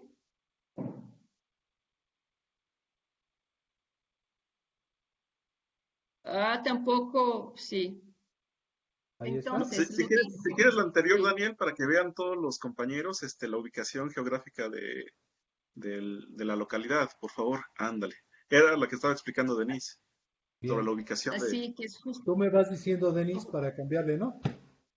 Sí, órale. Entonces aquí está el manantial, ¿no? Y el sistema que transporta el agua a la cisterna colectiva está más o menos a uns 700 metros de desnivel y 1 kilómetro de distancia, y de la cisterna ya distribuye a las diferentes calles, ¿no? De la localidad, pero no llegando a las casas, ¿no? Solo a la toma, a la boca calle, ¿no? Y la persona y la familia que tiene que poner su manguera. Entonces, si puede pasar la siguiente. La siguiente es justamente, hicimos el censo, que entrevistar a representantes de las 33 viviendas, y justamente tenemos que trabajar con todas las viviendas, porque además del acceso al lago, tenemos que ver las condiciones del techo de la vivienda, el espacio, a donde quieren los procesos constructivos. Entonces, discutir todas esas características de la vivienda para poder en la siguiente etapa ya empezar la construcción de los sistemas que permitirían el acceso al agua y al saneamiento. La siguiente.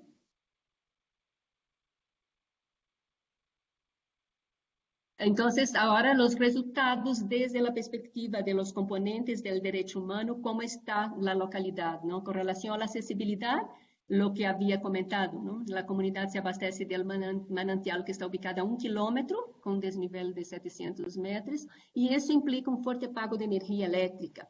Y, por supuesto, desde el comité quien tiene que gestionar para que cada familia pague la cuota del agua. Y la idea también del proyecto es poner energía solar para reducir el cargo de la energía eléctrica, ¿no? Y lo que también había comentado, el sistema conduce al tanque de almacenamiento y las tuberías son solo hasta en la entrada del terreno.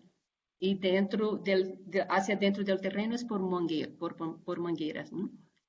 Y con relación a los medios de provisión, prácticamente todas las viviendas, menos una, ¿no? 32 viviendas cuentan con esa red domiciliaria de donde ellas pueden ir para recorrer con manguera hacia dentro del terreno. Solo una que no cuenta, que está muy, muy, muy lejos, y ella recoge desde la casa de su papá, ¿no? Y tiene cosecha de agua de lluvia, de manera, todos los procesos de cosecha de agua de lluvia que están como complementarios son muy artesanales, son hechos por las propias familias, y hay inclusive situaciones donde no hay la canaleta, es cuando llueve la gente pone un sinfín de botes junto al techo para poder cosechar el agua y así tener un poco más de acceso al agua, ¿no?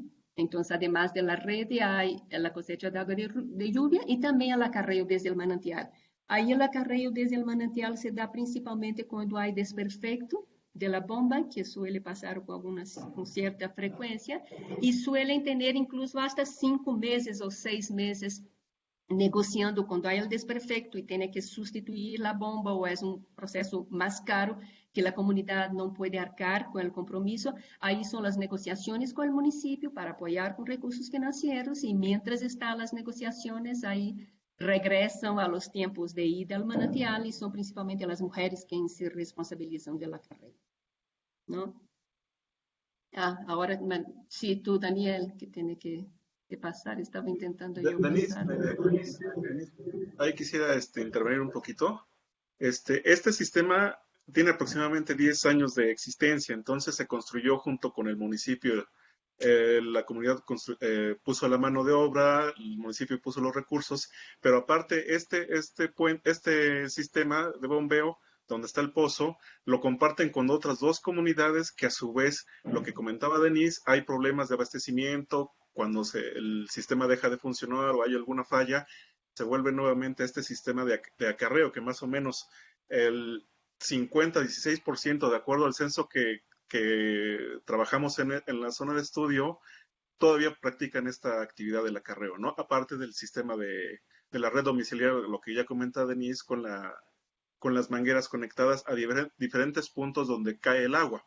Entonces ahí empieza a ver un poco la diferencia entre el abastecimiento con las diferentes zonas de acuerdo a las altitudes de las viviendas. Por favor, Denise. Gracias. Si puedes pasar, Daniel, porque ese diseño un poco ya habíamos comentado, ¿no? Entonces, con relación al acceso al saneamiento, lo que ya había comentado también, cada familia resuelve de manera individual la disposición de sus excretas, ¿no? Y también de aguas grises. Y se reduce a un hoyo negro las letrinas, entonces no hay ninguna seguridad de que no están contaminando los mantos freáticos que a su vez van a abastecer el manantial que la propia comunidad va a usar después. Ahí están algunos ejemplos de las letrinas. Ahora, con relación a las aguas grises, prácticamente la totalidad de las familias lo que hace es un hoyo para sacar el agua gris y directamente regar sus plantas, ¿no? Y estábamos en una pregunta, ¿no? Si ese riego directo de las plantas, si no pudiera ser que el agua estaba contaminada. Y me pareció interesante la respuesta. Pienso que esta agua no está sucia porque ya viene con jabón, ¿no? Entonces ahí lo que necesitaríamos, ¿no? A partir de un tipo de respuesta, de esa calidad de respuesta, es pensar en un proceso de fortalecimiento de capacidades sobre saneamiento bastante robusto, ¿no? Para cambiar un poco la percepción. Y si puedes pasar la siguiente, Daniel. Con relación a la disponibilidad del agua, ¿no? Como justamente el agua es cara porque viene de bombeo, el comité no está todo el tiempo bombeando el agua, es 4 veces por semana durante 3 horas. Y ahí, justamente en las partes bajas de la comunidad, tiene mayor acceso al agua, pero cuanto más va subiendo en altitud las casas, ahí tiene mucho menos acceso al agua y hay un cierto desconforto de algunas familias que habitan las viviendas más elevadas por esa desigualdad en el acceso al agua, ¿no? Y es justamente para manejar esa falta de agua, las mujeres que tienen que definir principalmente las estrategias del uso, entonces tener el máximo posible de recipientes y almacenado, estar al pendiente a la hora de que está pasando el agua para ir almacenando el agua. Y eso es justamente mayor responsabilidad para las mujeres, ¿no?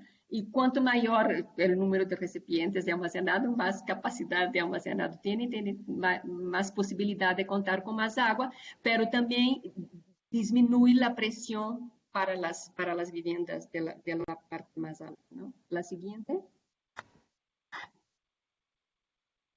Y lo que comentaba, y eso causa malestar, ¿no? Justamente entre las personas de las partes altas y las partes bajas por el acceso inequitativo al agua. Pero aquí es interesante cómo la subjetividad medía todas las relaciones de las personas, ¿no? Porque mientras la gran mayoría reclama esa falta de solidaridad, ¿no? De la gente de la parte baja que almacena el agua y que usa mucha agua y cada vez hay menos aguas para ellas, de la parte alta, una mujer contestó que la culpa no es de ellos, les tocó vivir allá abajo y tienen más agua, pero seguro que la usan con mucho cuidado, pensando que nosotros también la necesitamos. Por eso el agua llega hasta acá, porque piensan en nosotros.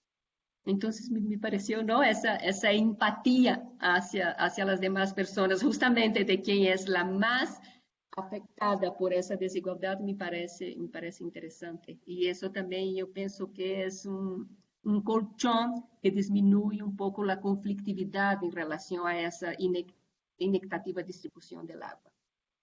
Entonces, en el cotidiano de las mujeres es justamente estar al pendiente de las horas de bombeo para que pueda almacenar el agua, ¿no? Ahora, con relación a justamente porque como tienen poca agua, pensábamos en cómo priorizan, ¿no? Esa poca agua que tiene. Entonces una persona contesta y ese sentir es por la mayoría de las personas, ¿no? Retomé esa cita porque me pareció interesante, pero la mayoría de las personas piensan igual. Pues cuando hay poca agua hay que alcanzar para la familia y también para los animales y las plantitas, pues ni modo de dejarlos morir de sed, ¿verdad? Imagínese usted, si no doy de beber a mi burro, ¿cómo después él me lleva al manantial si va a estar muerto de sed? Usted conoce por allá, ¿verdad? Es una subida muy fea. ¿Y cómo voy a trabajar la tierra sin él? No, el agua es pareja para todos, mis hijos y mis animalitos. Entonces no hay una priorización en el cotidiano de las mujeres rurales, no priorizan entre las personas y los animales, porque justamente de los animales depende la supervivencia y la reproducción de su unidad doméstica. Pero en la definición de derecho humano en el agua, es solo uso personal y doméstico. Entonces ahí ya vemos que hay una diferencia muy grande entre la realidad rural y la urbana, porque justamente las actividades productivas de traspatio son básicas en las comunidades rurales y en esas actividades se usa el agua. Hay un autor, Butterworth, que dice que el agua doméstica en actividades productivas y traspatio en zonas rurales llega al 50% del total de agua administrada a los hogares. Entonces, no podemos minimizar esa situación y tendríamos, la propuesta es la necesidad de territorializar la definición de derecho humano al agua, ¿no? Porque restringir los usos de las aguas a zonas rurales, no incluyendo el uso productivo de traspatio, ¿no? Y es dejando el uso exclusivo a personal y doméstico, pone en riesgo no solo el derecho humano al agua, sino a la alimentación y otros ejercicios de otros derechos, justamente por no disponer del agua suficiente para la reproducción de la unidad doméstica, donde las unidades domésticas tienen sus animales de traspatio y tienen sus riegos, ¿no? Y aquí prácticamente la totalidad de las familias tienen burro, porque como el manantial está muy lejos, entonces hay que ir y además el desnivel es muy elevado, hay que usar el burro para ir para el manantial. El siguiente. Con relación a la calidad del agua, la gente no percibe que el agua es de mala calidad. Además, dice, no, ¿cómo es? El argumento es, ¿cómo es de manantial? Es de buena calidad. Entonces, ninguna familia compra agua de garrafón. Toda el agua que llega por el sistema es usada para todas las actividades, hasta beber y hacer los alimentos. Pero no sabemos realmente la calidad del agua, principalmente por el manejo inadecuado de las excretas. En la siguiente fase del proyecto, si es que va a haber, la idea es hacer los exámenes de calidad del agua para ver. ¿No? Y con relación a la asequibilidad, cada vivienda paga 50 pesos, solo una vivienda que es una mujer que vive sola, que es viuda, paga 20 pesos con un acuerdo comunitario y la gente paga, no hay problemas, porque la gente... El manejo del comité es transparente, enseña los gastos de luz de CFE, entonces la gente no reclama tanto, ¿no? El siguiente, que ya son las conclusiones. Entonces pensamos como conclusiones que desde una perspectiva territorial, ¿no? En el caso de las zonas rurales, los usos del agua planteados en la definición del derecho humano al agua quedan muy cortos y vulneran el ejercicio de otros derechos, ¿no? Entonces, para espacios rurales tendría que sumarse el uso productivo de traspatio a los usos personal y doméstico. Y desde una perspectiva de género, no ejercer el derecho humano al agua no solo incrementa la carga de trabajo femenina, sino afecta el disfrute de otros derechos y también hace con que el territorio no salga adelante, ¿no? Es lo que comenté del círculo vicioso. Y desde la perspectiva de los derechos humanos al agua y al saneamiento, ¿no? Ahí en esa localidad el acceso al agua no corresponde a la demanda de la población, mucho menos al ejercicio de los derechos. Entonces, muchas gracias. Había acordado con Chino que él al final hablaría lo que le parecería pertinente y también en las respuestas él contestaría lo que le parecería pertinente. Entonces, Chino, si quieres, Ricardo, Sí, si quieres comentar sí, algo. gracias, Denise. No te preocupes, dime Chino. Casi todos me conocen por Chino, entonces no hay ningún problema. Sí, para perdón por la interrupción de hace rato, pero era para que fluyera la presentación. Entonces, bien comenta Denise con los activos, ¿no? Tanto en esta comunidad como en la otra comunidad que estamos también trabajando, la cuestión de la producción lleva a cargo de las mujeres, ¿no? La producción de hortalizas de los animales, que finalmente se vuelve un ingreso también para la familia, ¿no? Desde esa aportación también las mujeres están haciendo una labor importantísima, tanto en las dos comunidades en las que estamos interviniendo o trabajando actualmente, ¿no? Otro de los puntos que me parece muy relevante en esta comunidad del Mirador es el crecimiento de las familias. Hay bastantes familias, cuando levantamos el censo, familias muy jóvenes con una potencial exposición al crecimiento familiar. Entonces, es uno de los temas que debemos de tomar en cuenta a la hora de la segunda fase, que es la fase de construcción, ver las características de las viviendas, cómo se van a adecuar los espacios para esta nueva realidad. Me parece muy,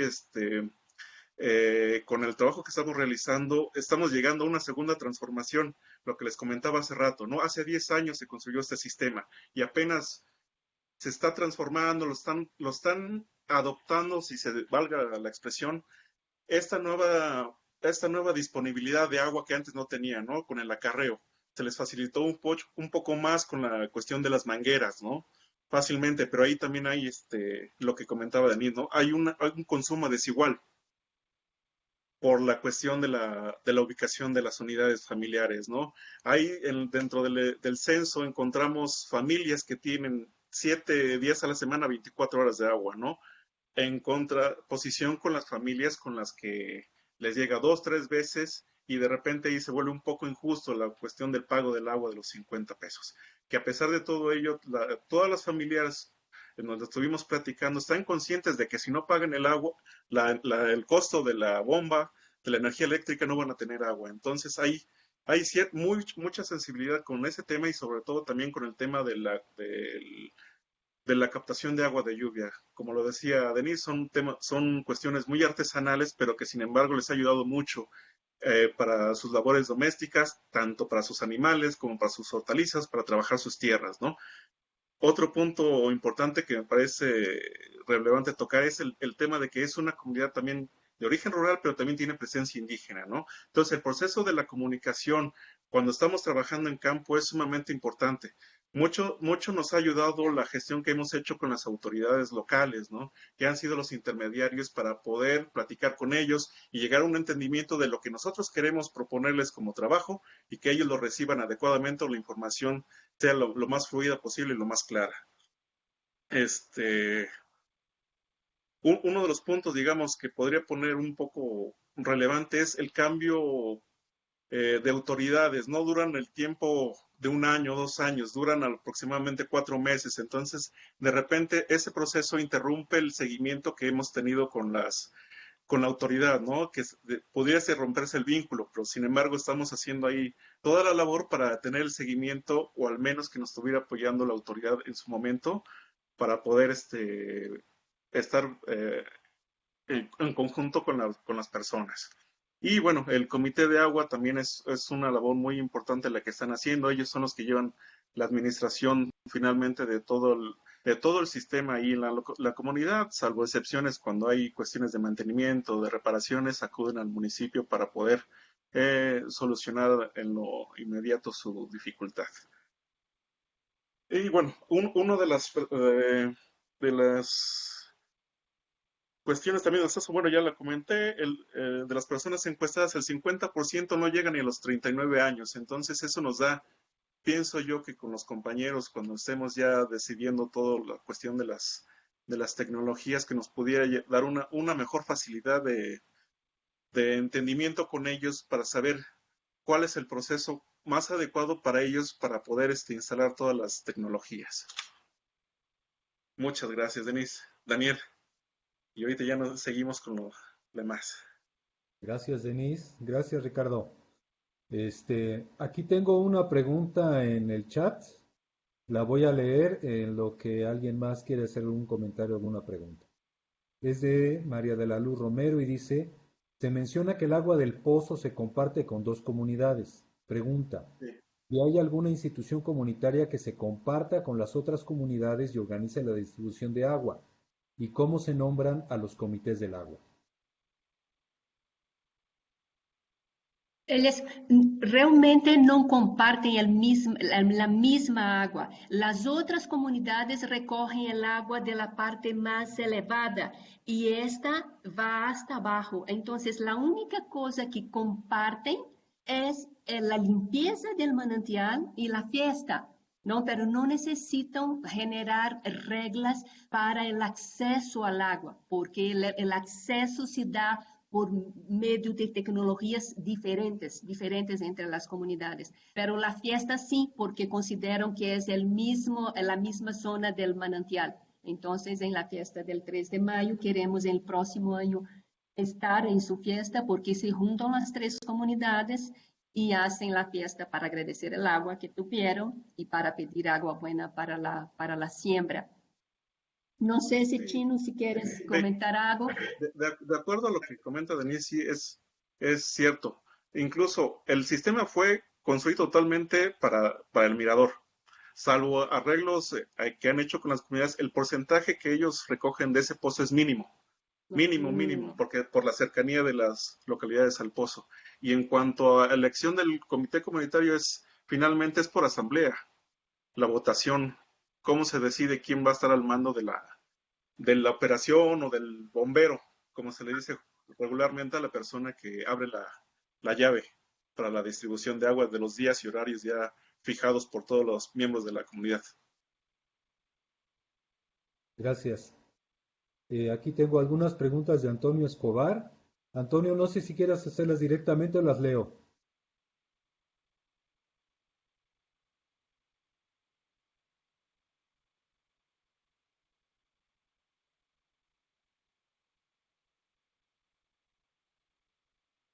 Bueno, Antonio tiene un problema con el micrófono, entonces las voy a leer. Felicidades a ambos, muy interesante la presentación. ¿El análisis que presentan puede ser observado bajo el lente del ecofeminismo? Esa es la pregunta primera. La segunda, ¿podrían ampliar esta idea de territorio y territorialización? Y la tercera, ¿por qué esas comunidades y no otras con base en el modelo metodológico que están desarrollando? Con relación entonces, con el lente del ecofeminismo. Yo preferiría pensar en analizar con un lente de género en el desarrollo. Yo siento que el ecofeminismo es muy esencialista, ¿no? Las mujeres, es muy el orden como están de las cosas y muy esencialista. Y desde la perspectiva de género en el desarrollo es tratar de desde dónde están las mujeres y hacia dónde piensan que querían su desarrollo, promover procesos de empoderamiento a donde ellas mismas puedan definir su camino. Ahí, en el momento en que estamos, no estamos con ninguna de las dos tendencias, porque la relación con las comunidades están muy incipientes, pero demasiado incipientes. Además, ese fue un adelanto que hicimos, porque en el proyecto de Fordecid, ahora lo que teníamos que evaluar eran los programas, cómo los programas para zonas rurales aterrizan en la región. Hicimos la evaluación de los programas, pero como ya fuimos con el CESDER y no queríamos dejar tanto tiempo sin contacto con la comunidad, ya empezamos a hacer el trabajo, ¿no? Pero cuando ya estemos en la zona, preferiríamos hacer desde una postura más política, si bien que el ecofeminismo también es político, pero no sé, lo que comenté, ¿no? Yo siento que es una visión muy esencialista, ¿no? Y la segunda, la idea de territorio y territorialización, aquí la única cosa que quisimos dejar claro es que el territorio no lo consideramos como el espacio geográfico solamente, sino como el espacio a donde se da relaciones, y relaciones tanto al interior del espacio geográfico como hacia el exterior, y cómo esas relaciones al exterior hacen que configuren y reconfiguren el territorio. Y ahí es nuestra preocupación de con nuestra intervención, porque va a ser un proceso de intervención de 3 años que vamos a estar en esa zona, que tanto vamos a cambiar esa configuración del territorio y que tanto podemos generar conflictos, generar nuevas relaciones de poder, porque el acceso al agua, por supuesto, va a cambiar, porque las familias de la parte alta, que ahora estão em uma situação de muita desventaja, já não vão ter tanta desventaja, porque a ideia é brindar o mínimo, e para isso vamos fazer techos adicionais, e por dia, deve ser de 50 a 100 litros de maneira geral, então pusimos mínimo de 50%. E por que essas comunidades e não outras?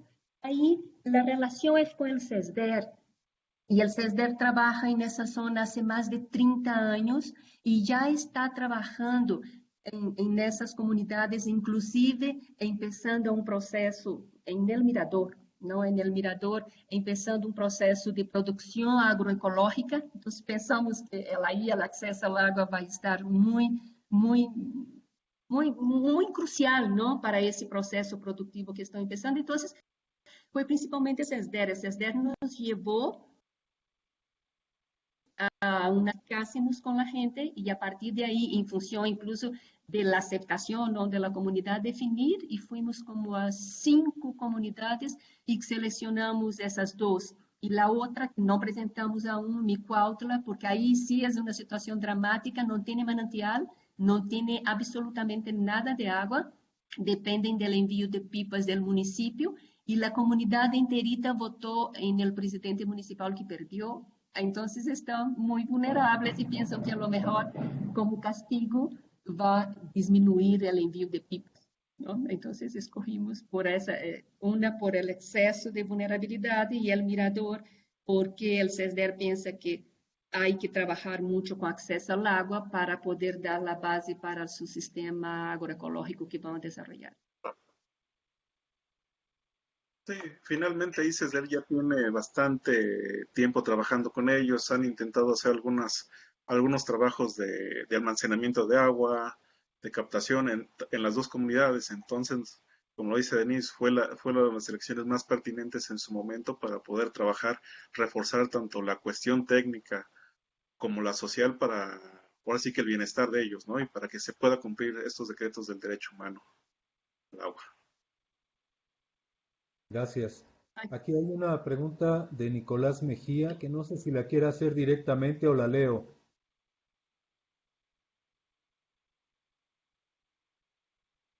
Bueno, la voy a leer. Dice, Nicolás Mejía, muy interesante proyecto. Si pudieran ahondar un poco más acerca del Comité de Agua, su estructura, sus actividades, además de la colecta de cuotas, ¿qué otras responsabilidades tiene? Y otra pregunta es saber si además del municipio hay otras instancias de gobierno o de la sociedad civil que estén presentes en la localidad. El comité actúa desde la perspectiva técnica, ¿no? Cualquier desperfecto en la bomba, en las tuberías, es el comité quien tiene que decidir. Desde la perspectiva normativa, hacen asambleias para definir cuánto van a pagar de agua, cómo va a ser cuáles van a ser los días de bombeo, cuántas horas de bombeo para las familias, incluso definir cómo normar el acceso al agua. Desde la perspectiva simbólica también, el comité organiza la fiesta ¿cómo es? Del 3 de mayo, me olvidé el nombre. De la Santa Cruz. Entonces, el comité ahí es todo relacionado al agua, es el comité. El comité es de 5 personas, ¿no? 3 hombres y 2 mujeres. Las mujeres ahí en ese comité no pintan mucho. Además, yo siento que las 4 personas no pintan mucho más, principalmente el presidente del comité, ¿no? Que hasta nos ha dado pulque y nos emborrachó con su pulque. Entonces, no es un ejercicio de poder, pero la gente es bastante legítimo el comité, por lo menos en mi percepción, ¿no? A pesar de que realmente quien manda y desmanda en el comité es una persona, es considerado legítimo y funciona como todos los comités, ¿no? Sin conocimientos técnicos suficientes, sin apoyo gubernamental, y justamente una de las ideas de la nueva ley de aguas es generar esa visibilización de los comités en las leyes para que puedan recibir capacitación y recursos, ¿no? Porque en el caso de que eso, ahí en el mirador pueden quedar 6 meses sin agua hasta que el municipio resuelva apoyar con la nueva bomba. ¿Y si hay instancias de gobierno? Ahí hay los programas tradicionales que llegan, ¿no? Chino, no estudiamos mucho eso aún, pero el municipio estaba ausente, el municipio solo llega para cuestiones del agua cuando el comité va a través del negocia con el juez de paz y el juez de paz junto con el comité va y negocia con el municipio que dé un poco de dinero para arreglar la bomba. La relación es principalmente cuando hay desperfecto y es por lana. Fuera eso, el comité es completamente autónomo y tiene que rascarse con sus uñas. Y el CESDER está ahí todo el tiempo, ¿no? El CESDER no solo en esa localidad, el CESDER, no sé si lo conocen, yo los adoro, ¿no? Tiene una propuesta pedagógica súper de avanzada, tiene un compromiso social así, impresionante, están en la zona hace 35 años, lograron quitar una minera, se instaló una minera ahí en la zona y con, ¿no?, el activismo político de CESDER lograron quitarla y ahora hay el peligro de que la minera regrese porque la minera fue una de las personas que financió la campaña del presidente municipal que ganó. Entonces ahí hay todo el problema. Si regresa la minera, con nuestro proyecto también vamos a estar involucrados en ese proceso de lucha en contra de la minera. Sí. Finalmente, el presidente del Comité de Agua es el que hace todas las labores de atender los problemas o las dificultades que se lleguen a presentar en la comunidad, ¿no? Finalmente, él también es el que abre la llave, el encargado. Entonces, como dice Denise, falta un poco de capacitación para que estén al tanto de todo lo que implica, ¿no?, manejar un sistema de bombeo. Y la ventaja de CESDER es que ellos tienen promotores en las comunidades que sirven de vínculo también para con ellos, para estar todo el tiempo en contacto. Y como lo comenta Denise, básicamente la cuestión con el municipio es nula o muy, muy, muy escasa, ¿no? Y bueno, las promesas, ¿no?, de campañas políticas que también llegan a promover y cualquier situación de ese caso, pero finalmente se manejan de una manera autónoma hasta donde pueden o hasta donde den los recursos económicos, ¿no? Para quien no lo conozca, el CESDER es el Centro de Estudios para el Desarrollo Rural y es una asociación civil. Y tiene carrera y maestría en desarrollo rural y es para campesinos.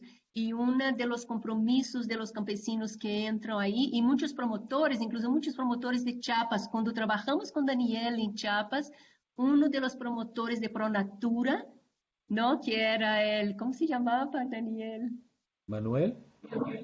No, sí, uno de los promotores de Pronatura estaba haciendo su carrera ahí en el CESDER. Entonces, el compromiso de los promotores que estudian en el CESDER es regresar a sus comunidades y trabajar, seguir trabajando de promotores, ¿no? Entonces, es una idea muy interesante que está ocupando un nicho que casi ninguna universidad ocupa, ¿no? Que es brindar educación a indígenas, a campesinos, a gente con muy bajos recursos y que trabaja como promotores. Muy bien, muchas gracias. ¿Hay algún otro comentario, alguna otra pregunta? En el chat ya no tengo nada. ¿No? Bueno, pues agradecerles muchísimo la presentación a Denise y a Ricardo. Qué bueno que se incorporan al seminario. Bueno, Denise ya está desde hace tiempo en el seminario. Ricardo, bienvenido al seminario. Y bueno, pues si no hay alguna otra pregunta ni algún otro comentario, pues nada más me queda cerrar la sesión, agradecerles a todos ustedes su participación, que hayan estado aquí con nosotros. Armando Aro dice, gracias Denise y Ricardo, muy interesante la autogestión presentada. Y Fermín, gracias Daniel, saludos de Fermín Ledesma. Y bueno, anunciarles que la próxima sesión del seminario será el 11 de noviembre a la misma batihora y por el mismo Vaticanal. Y vamos a tener la presentación de Eduardo Gularte de UNICEF Guatemala y de Eduardo López del Instituto Mexicano de Tecnología del Agua. Entonces los esperamos para la siguiente sesión. Les voy a enviar por el correo electrónico la invitación, el cartel de presentación de las ponencias y voy a hacer, como hice como las sesiones anteriores, difusión a través de Facebook, a través de la página del CIESAS y de la red de investigación sociales sobre el agua. Muchísimas gracias a todos. Que tengan buena tarde. Vámonos a comer. Saludos. Hasta luego. Gracias. Saludos, hasta luego. Adiós, gracias Muchas gracias. a ustedes.